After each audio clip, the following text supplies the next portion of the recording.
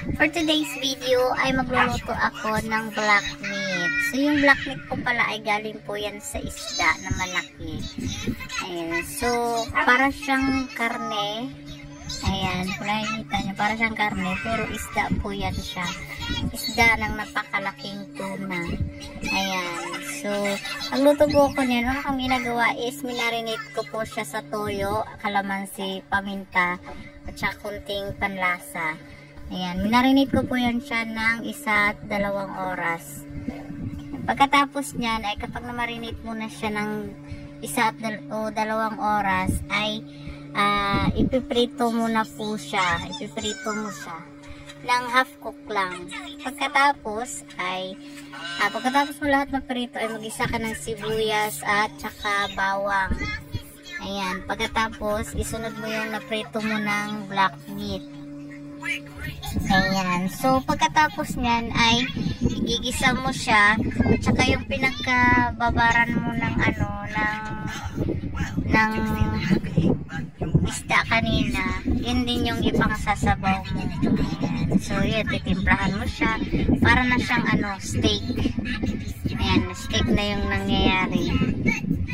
Ayan, tas kunting kulo, tas titimplahan mo siya ng konti kung kulang sa panlasa.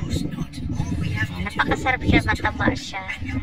Kung hindi nyo pa nasubukan, itry nyo na po yan. Masarap na ulam yan. Kunti lang nakakaalam sa pagluluto niyan, pero masarap din. Pwede rin yan siyang gawing kinilaw.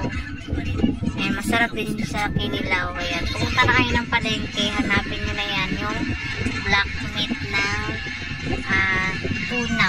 Yung malaking isda na tuna. Ayan. Maraming nagbibinta niyan. So, nabili ko pala yan siya dun sa sa Mega Q-Mart. Ayan. So, mahilig po kami dyan sa black meat na yan dahil masarap siya. Mas mura lang yan, 170 ang kilo. Kaya sulit na sulit ka dyan. Ayan, mas okay yan kisa sa karne. Ayan, kung nakikita niyo siya, pinaano ko lang siya, pinatuyo ko lang siya konti para mas nanonood yung linamnam ng pinagbabaran ko sa kanya kanina. Ayan, so ilagyan ko pala na napakaraming kalamansi nung binabad ko para mas masarap talaga siya.